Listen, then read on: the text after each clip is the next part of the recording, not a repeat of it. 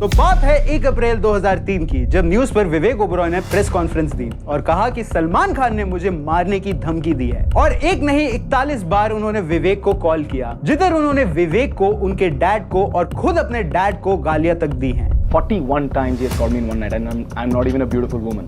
But आखिर ये सब क्या था? आखिर एक कॉल के चक्कर में ऐसा क्या हुआ कि विवेक ओबरॉय का पूरी इंडस्ट्री मजाक उड़ाती है? एंड क्या हुआ जब विवेक ने 16 साल बाद सलमान से माफी की बात करी? आज मैं सिर्फ यही नहीं 4 और सेलेब्स के बारे में बताऊंगा जिनकी एक गलती ने उनका पूरा करियर डिस्ट्रॉय कर दिया। जहां एक डायरेक्टर पे अपनी फीमेल एक्ट्रेस पे मोलेस्टेशन के चार्जेस लगे, एक एक्टर को एक स्टिंग ऑपरेशन में अपनी फीमेल एक्ट्रेस के साथ सोने के लिए डील करते देखा गया, जिधर एक एक्ट्रेस ने अपने पति को नेपोटिज्म के लिए यूज किया। तो जल्दी से इस वीडियो को लाइक कर दो, चैनल को सब्सक्राइब कर दो गाइस, प्लीज कर दो। तुम लोग एंजॉय करते हो और सब्सक्राइब नहीं करते, क्यों?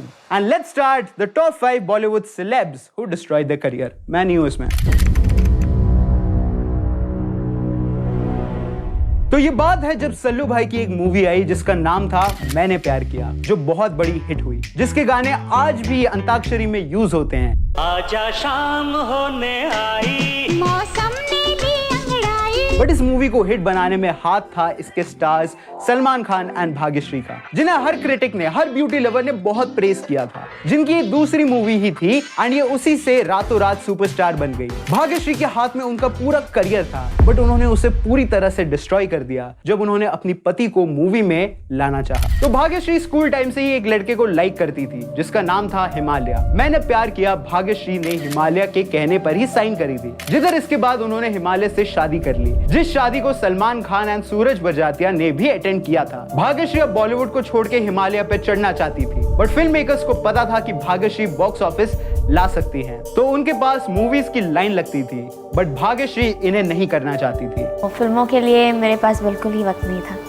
और जब उन्होंने सोचा कि चलो मूवी कर ही लेते हैं, तो उन्होंने एक ऐसी कंडीशन रखी जिससे उनका पूरा करियर खत्म हो गया। असल में भाग्यश्री के पास जब प्रोड्यूसर्स मूवी लेके आए थे तो वो कहती थी कि मेरे पति को भी साइन करो एज अ हीरो। जी अभी तो मैं यही कहूंगी कि मैं सिर्फ इनके साथ काम करूंगी। ये तो वो वक्त था जब मूवीज पाना बहुत ज्यादा मुश्किल था, इवन ऐसे आर्टिस्ट के लिए जो टैलेंटेड भी थे। बट यहाँ एक ही बार में हिमालय को बिना एक्टिंग, बिना डांसिंग, बिना किसी टैलेंट के 3 मूवीज मिल गई, जिनमें हिमालय की एक्टिंग इतनी क्रिंज थी कि अर्जुन कपूर इसके आगे लियोनार्डो डिकैप्रियो लगे। वाह क्या एक्टिंग कर रहा है। जिधर कैद में है बुलबुल, त्यागी और पायल जैसी मूवीज करी, पर मैंने प्यार किया से अलग वो तीनों बहुत बड़ी डिजास्टर साबित हुई। और ऐसे जहां भाग्यश्री सलमान या किसी बड़े एक्टर के साथ मूवी कर सकती थी, उन्होंने अपने पति को फेमस करने के लिए खुद का करियर डिस्ट्रॉय कर लिया। ये अभी फिल्म रिलीज होने के बाद ही पता चलेगा कि पब्लिक ये मैरिड इमेज के साथ मुझे एक्सेप्ट करती है या नहीं। भाग्यश्री आपने प्यार क्यों किया, जिधर भाग्यश्री अभी भी रेलेवेंट हैं। इवन उन्होंने किसी का भाई किसी की जान में फिर से अपना रोल रिक्रिएट करने की कोशिश करी, बट वो मूवी अपने आप में फ्लॉप थी। ये है हमारे दोस्त फ्रेंड 1989 से मैंने प्यार किया के टाइम से। एंड इवन 2011 में उनके लड़के अभिमन्यु ने मर्द को दर्द नहीं होता से डेब्यू किया, जो मेरी फेवरेट मूवी है। बट फिर निकम्मा में अभिमन्यु ने ओवर एक्टिंग करके सब बर्बाद कर दिया। लेडीज अपने पति को कैसे ट्रीट करते हैं, भाग्यश्री से सीखो।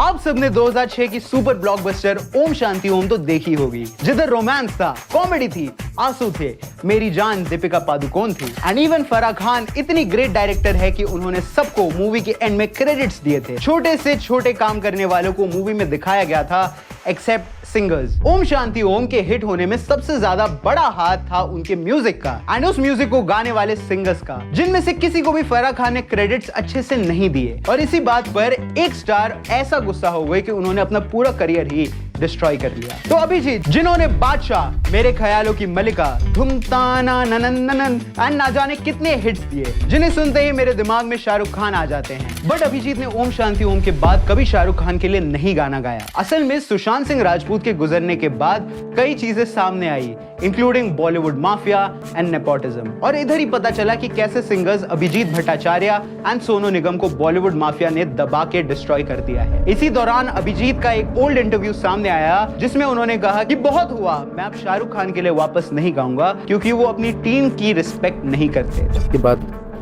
मैं कभी तुम्हारे लिए गाऊंगा नहीं। क्योंकि ओम शांति ओम से पहले ऐसा ही एक इंसिडेंट मैं हूं ना में भी हुआ था, जिधर शाहरुख खान उस मूवी को प्रोड्यूस कर रहे थे, जिधर अगेन सबको क्रेडिट्स मिले बट सिंगर्स को नहीं। अभिजीत ने बताया कि मैं अपनी पूरी फैमिली को थिएटर में ले गया था मूवी दिखाने, बट एंड में मेरा क्रेडिट था ही नहीं। हर एक को बाकायदा शूट करके उनको दिखाया गया, एक्सेप्ट द सिंगर्स। एंड में जब आप हॉल से निकलते हैं तो सोचो मेरे जैसा आदमी जिसको लोग बोलते शाहरुख खान का वॉइस है, मैं खड़ा हूँ अकेले हॉल में अपनी फैमिली के साथ, सब लोग वाह वाह करके निकल रहे हैं और मैं और मेरी फैमिली वहाँ पे मेरी आंखों से पानी निकल रहा है। एंड वो थिएटर में अपनी फैमिली के साथ रोने लगे।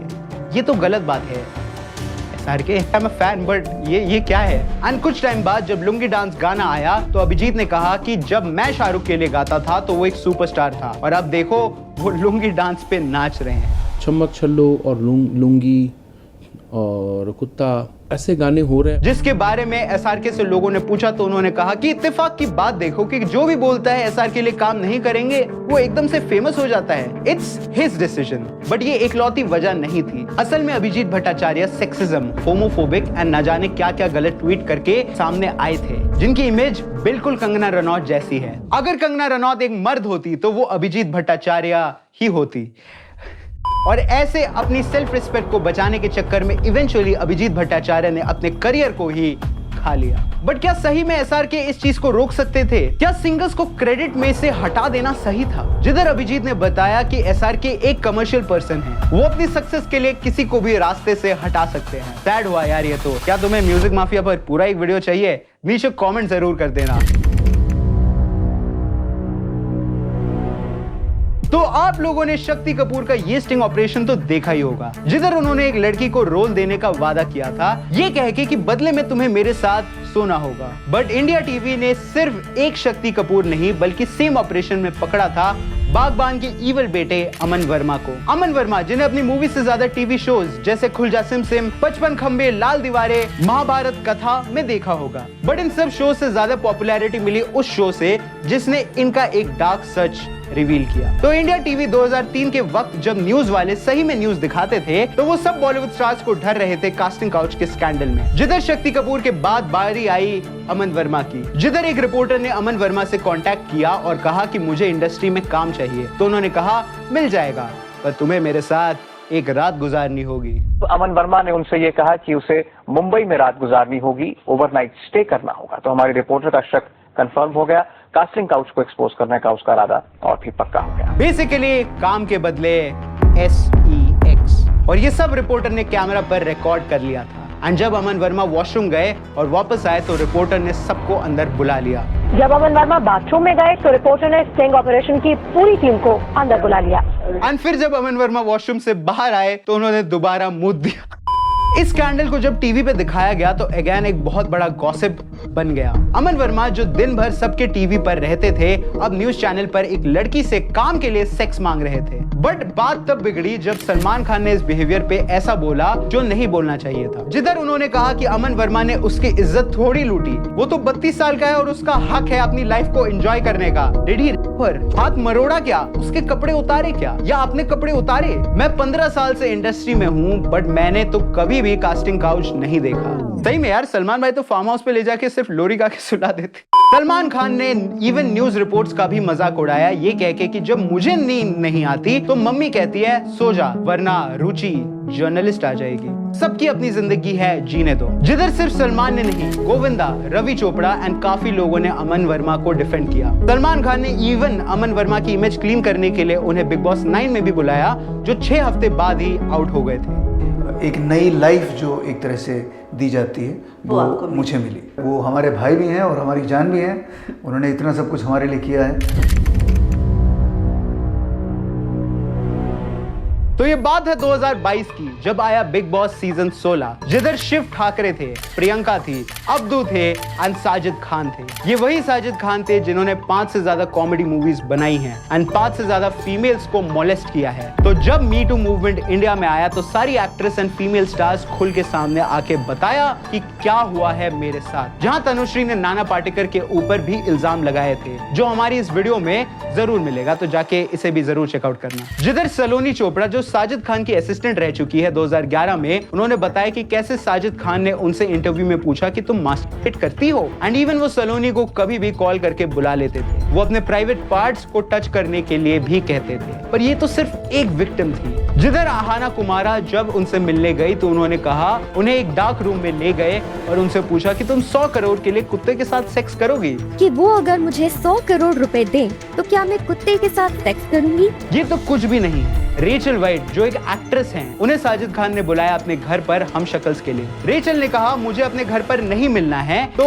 साजिद ने कहा डोंट वरी, मम्मी घर पर होंगी मेरी। उन्होंने मुझे कहा कि नहीं मेरी मम्मी है घर पे, आप टेंशन मत लो, आप सेफ हो। बट जब रेचल घर आई तो उनके मेड ने रेचल को सीधा बेडरूम में भेज दिया।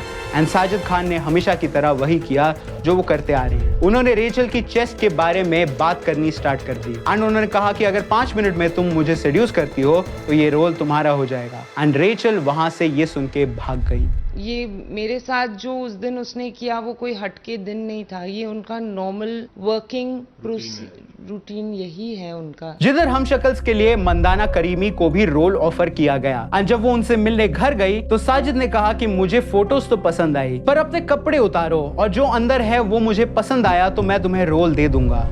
एक बिकिनी पहन लो और सामने मुझे देखना है कि हाउस योर बॉडी और जिधर ये तो शुरुआत थी जहां एक journalist Sherlyn Chopra and even Jiah Khan तक को अब्यूज कर चुके थे। जिया खान की बहन करिश्मा ने बताया कि कैसे साजिद खान ने जिया खान को कहा था कि अपने कपड़े उतारो स्क्रिप्ट रीडिंग के बीच में। जिया की बहन करिश्मा ने कहा कि रिहर्सल का समय था, जिया स्क्रिप्ट पढ़ रही थी, उसी समय साजिद ने जिया से टॉप उतारने को कहा था। एंड इसके बाद जिया खान घर जाकर बहुत रोई क्योंकि अगर वो मूवी छोड़ेंगी तो उनका कॉन्ट्रैक्ट टूट जाएगा एंड नहीं छोड़ा तो उन्हें डायरेक्टर की बात माननी पड़ेगी। This is literally so sad. Karishma ने बताया कि साजिद ने इवन करिश्मा को भी सेक्सुअली हैरेस करने का ट्राई किया बट जिया ने उन्हें बचा लिया। साजिद खान ने उन्हें घूरा और कहा कि वो सेक्स चाहती है। इस पर उनकी बहन जिया खान ने साजिद खान को टोकते हुए कहा कि नहीं, ऐसा बिल्कुल नहीं है। इस पर साजिद खान ने उनकी बहन जिया खान से कहा कि देखो तो वो कैसे बैठी है। एंड इवन करिश्मा सिर्फ 16 साल की थी तब। एंड अगर तुम जिया खान के बारे में डिटेल में और जानना चाहते हो तो ऊपर आई बटन पे ये दबा के जिया खान का ये वीडियो जरूर चेकआउट करना। और ऐसे इतने सारे एलिगेशंस की वजह से साजिद खान को सबने बैश कर दिया। साजिद खान पे सवाल उठे एंड शायद कोई बेवकूफ भी होगा जो ऐसे इंसान का साथ देगा। एंड इनका साथ दिया बिग बॉस के होस्ट ने। जी हाँ, सूरज पंचोली अमन वर्मा को बचाने के बाद अब सलमान भाई ने साजिद खान को बिग बॉस में चांस दिया अपनी इमेज क्लीन करने का। अंबर सरिया की सिंगर सोना मोहपात्रा ने ट्वीट करके कहा कि साजिद खान को बिग बॉस में नहीं होना चाहिए जिसकी वजह से सलमान खान ने उनका करियर डिस्ट्रॉय कर दिया। बिग बॉस ने काफी ट्राई करा ये दिखाने की कि साजिद खान कितने अच्छे इंसान हैं बट उन्हें कॉन्ट्रैक्ट की वजह से 106वें दिन निकाल दिया गया। जिसने भी निकाला हैट्स ऑफ। और ऐसे साजिद खान ने अपना करियर डिस्ट्रॉय कर लिया। बट क्या ये सही है? जब भी उधर कुछ गलत हो जाता है उधर सलमान भाई पहुंच जाते हैं, क्यों? तो अब आ जाते हैं उन पे जिनकी वजह से top 5 actors who रूइन the career तुमने एंड तक देखी और जिसके लिए हमारे कमेंट्स स्पैम हो गए थे कि विवेक ओबरॉय पे बनाओ, विवेक ओबरॉय पे बनाओ। तो सलमान खान के बेस्ट फ्रेंड विवेक ओबरॉय जिन्होंने कंपनी मूवी से डेब्यू किया था एंड उन्होंने पहली मूवी में अजय देवगन तक को कई सीन में ओवरशैडो कर दिया था। विवेक ओबरॉय जो बेटे हैं सुरेश ओबरॉय के, जो हिट हुए सदमे साथिया मूवी से, जिन्हें अगला SRK तक बोला जाता था, जो इतने सही एक्टर थे, ऐसा क्या हुआ कि उनकी लड़ाई सलमान खान जी से हो गई, वो भी इतनी बुरी कि लोगों ने उन्हें काम देना ही बंद कर दिया। तो विवेक ओबरॉय एक मूवी के शूट के दौरान एक एक्ट्रेस से मिले, क्यों हो गया ना, एंड वो एक्ट्रेस थी ऐश्वर्या राय बच्चन। जी हाँ, सलमान खान की गर्लफ्रेंड, जिधर सलमान खान ने इसके पीछे शाहरुख खान की शूटिंग में गाड़ी घुसा दी। आई बटन पे क्लिक करके पूरा वीडियो देखो। यानी हम सब वीडियो कर चुके हैं क्या? एंड रूमर्स आने लग गए कि ऐश और विवेक का चक्कर चल रहा है और जहां ऐश्वर्या है वहां सलमान ना हो, ऐसा हो ही नहीं सकता। तो अप्रैल 1, 2003 को न्यूज आई जिसमें विवेक ओबरॉय प्रेस कॉन्फ्रेंस कर रहे थे, जिसमें उन्होंने चौंकाने वाली बात कही कि सलमान खान ने मुझे मारने की धमकी दी है। उन्होंने बताया कि सलमान खान ने मुझे रात के नशे में 41 बार कॉल किया एंड उल्टी सीधी बातें कही। 41 times he has called me in one night and I'm not even a beautiful woman. Vivek Oberoi ने बताया कि सलमान खान ने बदतमीजी से, गटर जैसी जुबान से मुझसे बात की। सलमान ने पूछा कि तुम्हारा चक्कर किसके साथ है और सलमान उन्हें गाली देने लग गए कि मेरा चक्कर या मेरा अफेयर किसके साथ चल रहा है। तो मैंने कहा that's none of your business. सबसे पहला तो मेरा कोई अफेयर नहीं है, कोई चक्कर नहीं है, मेरी बहुत लोगों के साथ अच्छी दोस्ती है। विवेक ओबरॉय ने कहा कि तुम्हारे डैड और मेरे डैड एक नहीं है बट अच्छे लोग हैं, तो ये सब मत करो। बट सलमान खान ने विवेक ओबरॉय के डैड को भी गाली दी और फिर अपने डैड को भी दी है। उन्होंने पहले तो मेरे पिता के नाम से गालियां निकालनी शुरू कर दी कि सुरेश ओबरॉय है कौन, और फिर उन्होंने शुरू कर दी बात, और उसके बाद उन्होंने खुद अपने पिता के बारे में गालियां करना शुरू कर दी। ये प्रेस कॉन्फ्रेंस होने के बाद कई लोगों ने विवेक ओबरॉय को कहा कि वेरी गुड, बट आधी इंडस्ट्री को पता था कि ये वेरी बैड है, लेकिन सलमान खान के लिए जाकर टीवी पे बोलना नो वे। नदी में रहकर मगरमच्छ से बैर, और इसके चलते सलमान खान ने विवेक ओबरॉय को हर जगह से ब्लैकलिस्ट करवा दिया। विवेक ओबरॉय को कोई मूवीज नहीं देना चाहता था, वो चाहकर भी काम नहीं कर सकते थे क्योंकि उन्होंने बॉलीवुड माफिया के सबसे बड़े इंसान को हर्ट कर दिया था। विवेक ने इन चीजों को और खराब कर लिया जब उन्होंने अपने एरोगेंस की वजह से बड़ी मूवीज तक रिजेक्ट कर दी, जैसे कि मुन्ना भाई MBBS, बंटी और बबली, हम तुम। आदित्य चोपड़ा ने हम तुम में विवेक ओबरॉय के ना करने पे सैफ अली खान को साइन कर लिया, बट जब विवेक ओबरॉय को लगा कि उनसे गलती हो गई तो वो बहुत देर हो चुकी थी और सब खत्म हो गया। जिधर फराह खान के टीवी शो पे विवेक ओबरॉय ने बताया कि उनसे कितनी बड़ी गलती हो गई है, उन्हें टीवी पे जाके नहीं बोलना चाहिए था। मुझे सलमान से ज्यादा दुख हुआ सोहेल का और अरबाज का, वो मेरे बहुत करीबी दोस्त थे, और सोहेल ने सलमान से झगड़ा किया था मेरे लिए कि भाई आप ये सब मत करो and I will sort it out, और मुझे प्रॉमिस भी किया था कि मैं सॉर्ट आउट करूंगा। That's where I felt very bad. But अब बहुत देर हो चुकी थी, अब सब खत्म हो गया था। एंड सैड ये था कि हर शो में विवेक का मजाक उड़ाया जाता था जस्ट बिकॉज उन्होंने हिम्मत करके सच बोला। नेपोटिज्म रॉक्स, और ऐसे विवेक ओबरॉय ने भसड़ के चलते अपने करियर बर्बाद कर लिया। जिधर लेटेस्ट इंटरव्यू में विवेक ओबरॉय ने बताया कि अगर वो सलमान से मिलेंगे तो पूछेंगे कि क्या वो मुझे 16 साल बाद माफ कर पाएंगे। बॉलीवुड माफिया से बच के रहो गाइस, और अगर तुम चाहते हो कि हम इस पे एक अलग से वीडियो बनाएं तो जरूर कमेंट्स में हमें बताना। और अगर तुम इस वीडियो का पार्ट 1 देखना चाहते हो जहां इंडिया टीवी ने शक्ति कपूर को कैसे फंसाया था, तो इस आई बटन पे जरूर क्लिक करना एंड जिया खान की डिटेल वीडियो भी तुम जरूर देखना। तो ये थे वो 5 एक्टर्स जिन्होंने अपनी एक गलती की वजह से अपना करियर रुइन कर लिया। आपको क्या लगता है कि सलमान खान हमेशा गलत जगह पे गलत टाइम पे क्यों होते हैं? हमें कमेंट्स में जरूर बताना। हम मिलते हैं अगली वीडियो में। चैनल को सब्सक्राइब कर लो एंड हमारा आउटरो सॉन्ग अवेलेबल है डिस्क्रिप्शन में, यानी के 100 रुपए भिजवा दिए है प्रमोशन के, उसे भी जरूर सुनना। And special thank you to the entire team of Cinemastic, Annie, Siraj जो कि कोई नहीं है, वर्चुअली हम कर रहे हैं, एंड मी अरफान, मेरा नाम सिनेमैस्टिक नहीं है। तो इसी के साथ मिलते हैं अगले सिनेमा टॉपिक रिलेटेड वीडियो में, क्योंकि जहां सिनेमा है वहां सिनेमैस्टिक है। हमें देखी कितनी है पर जचती है तू, अखियां में रहता है तेरा ही तो मुंह, अखियां मिलाए जब दिल ले जाए तब दिल कहना चाहता तुझे I love you। मैंने देखी कितनी है पर जचती है तू।